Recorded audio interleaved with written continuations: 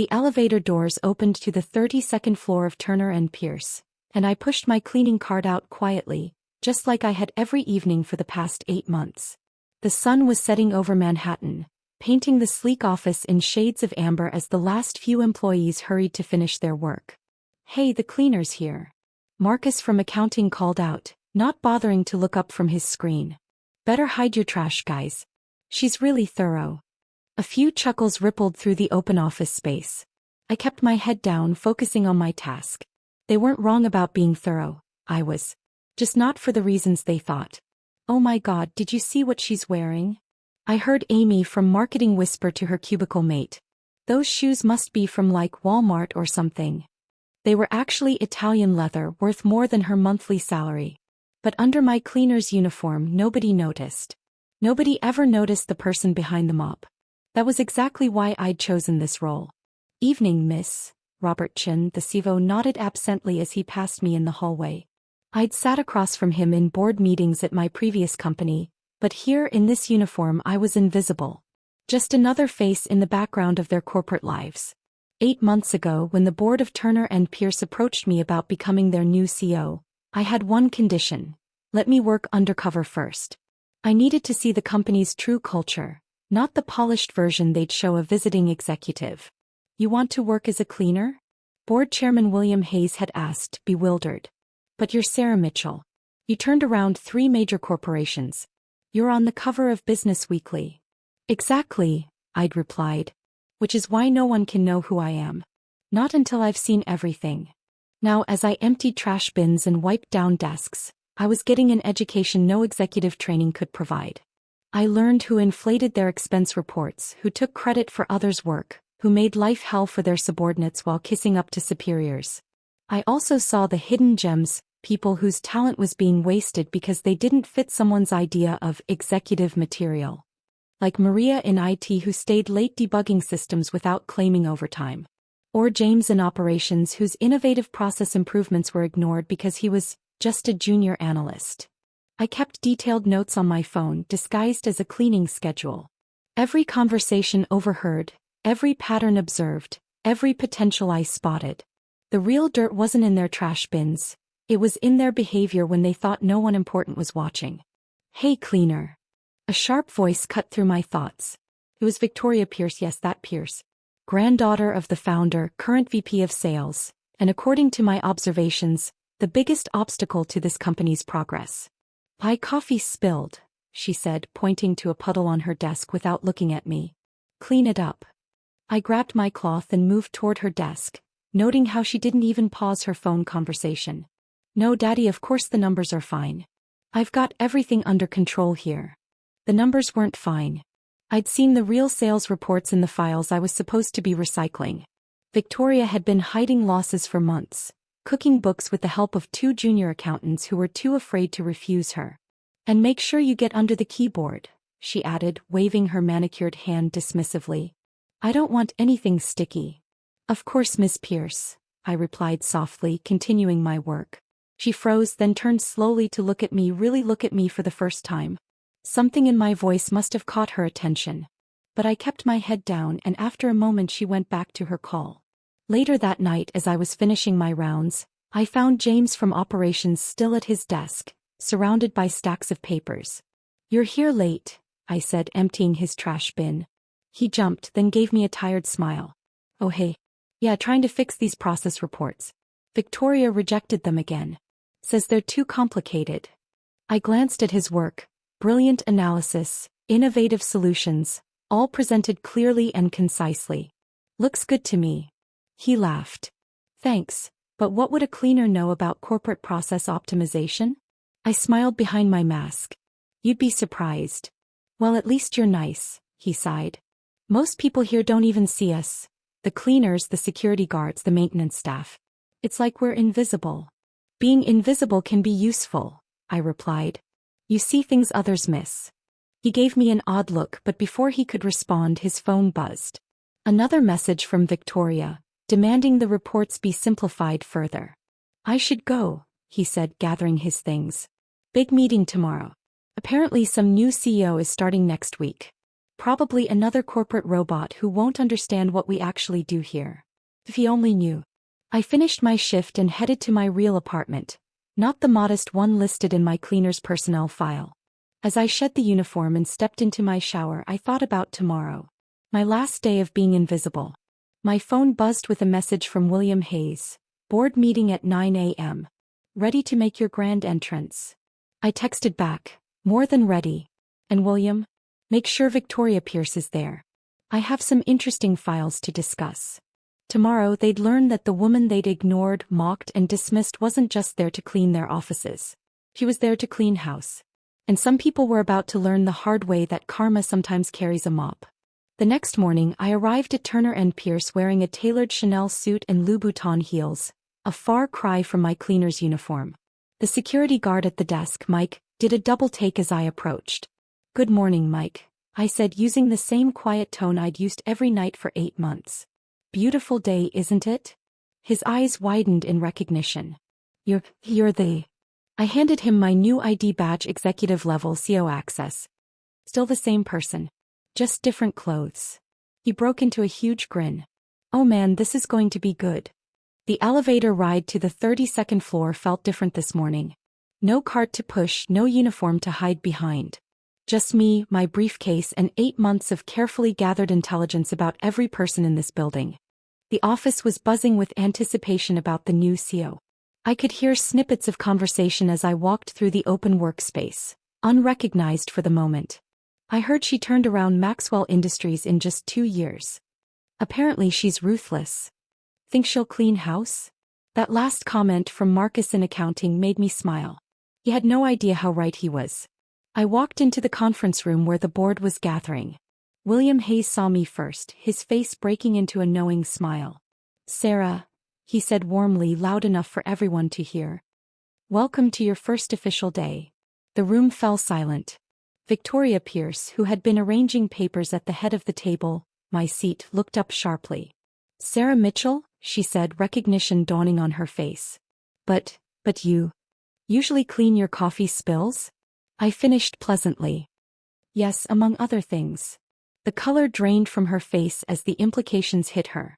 Every condescending remark, every dismissive gesture, every phone conversation she'd had thinking no one important was listening, I'd been there for all of it. Please, everyone take your seats, I said, moving to the head of the table. We have a lot to discuss. Victoria stumbled to a chair, still staring at me in horror.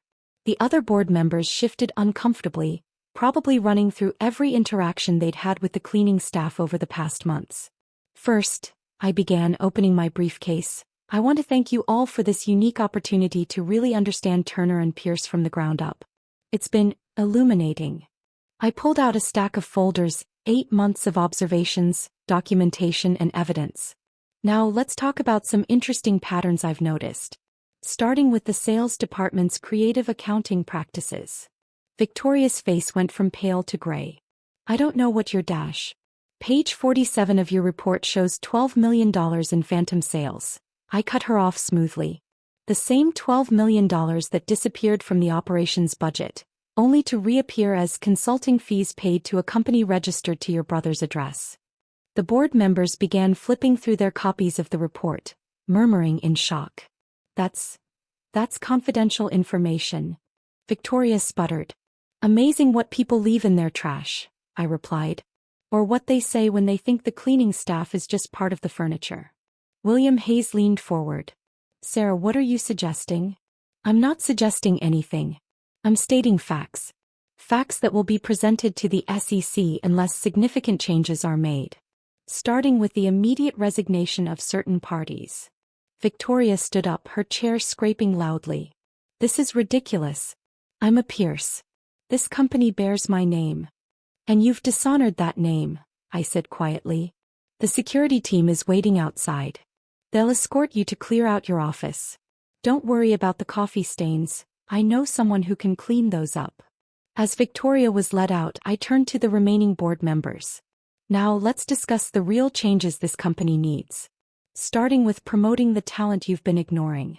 I pressed the intercom. Please send in James Chin from operations. James walked in looking nervous and confused. He stopped short when he saw me. You're new CEO, I nodded. And you're our new Director of Operations Excellence. Unless you think that's too complicated for us corporate robots to understand. He flushed, remembering his words from the night before. But then he straightened up, a slow smile spreading across his face. No ma'am. Not too complicated at all. Good. Because we're about to make some very interesting changes around here. As the board meeting continued, my phone buzzed with messages from throughout the building.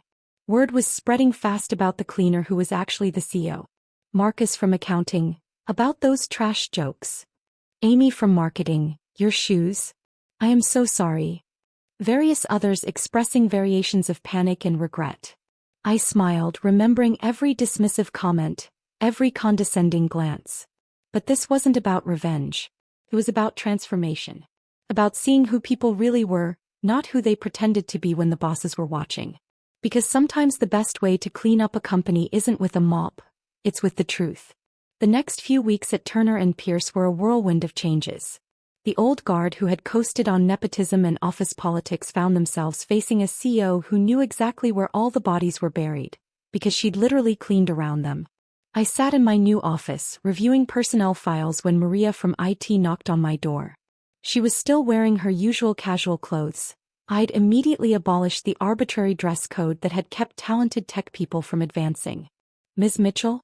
The system audit you requested is complete. She hesitated. It's worse than we thought. I gestured for her to sit. Tell me. Victoria Pierce didn't just cook the books. She installed backdoors in our client databases, sold competitive information. And she wasn't alone. We found similar patterns across 3 departments. I nodded, unsurprised. Send everything to legal. Maria? You're our new Chief Technology Officer. The board approved it this morning.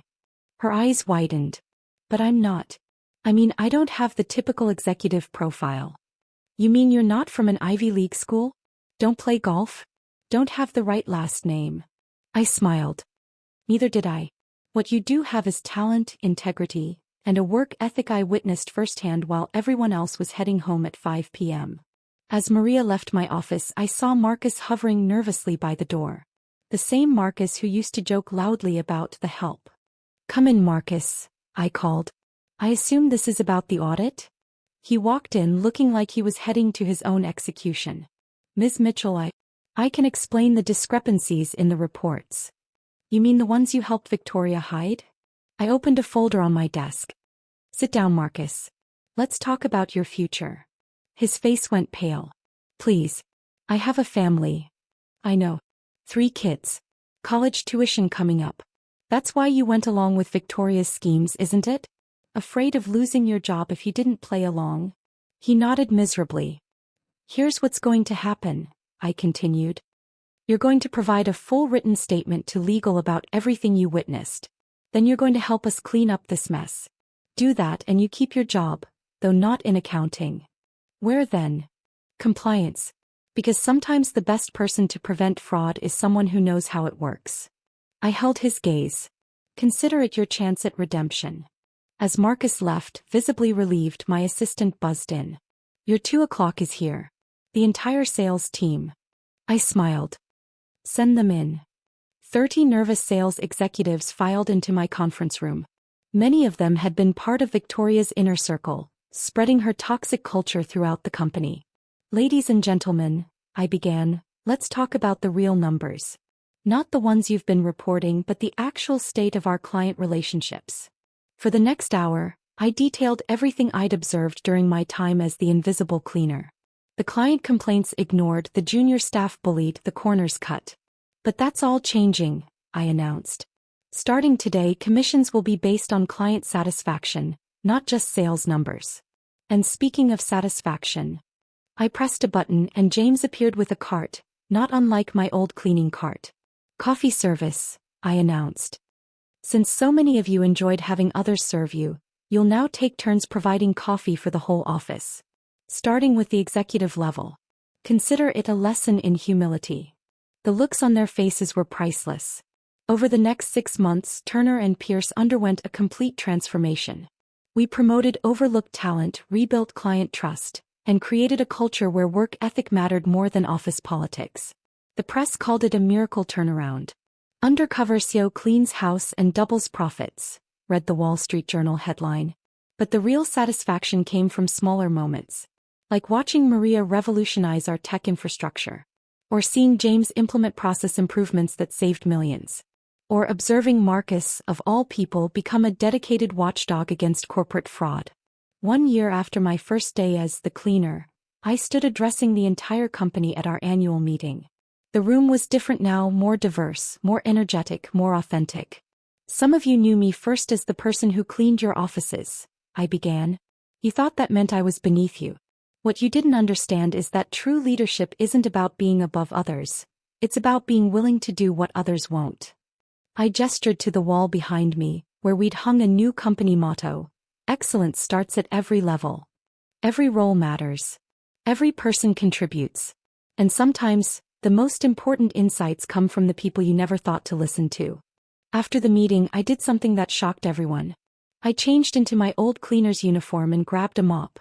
What are you doing? William Hayes asked, bewildered. Reminding everyone, including myself, where we came from, I replied. And making sure we never forget what we learned. I cleaned the entire executive floor that night just like I used to. But this time something was different. One by one, executives and managers appeared, taking up cleaning supplies, pitching in. Even Marcus was there, awkwardly pushing a vacuum cleaner. I don't know how you did this every night, he admitted. That's exactly the point, I smiled. How you do. Because sometimes the best way to lead isn't from above, but from beside. And sometimes the most powerful position isn't at the top of the org chart. It's wherever you can see the truth about who people really are. As I finally headed home that night, I passed Mike at security. Quite a year, Ms. Mitchell, he grinned. Just Sarah, I corrected him. After all, we cleaned these floors together. And that's the thing about true transformation. It doesn't just change how others see you. It changes how you see yourself. Because sometimes the view from the bottom shows you exactly what needs to be fixed at the top.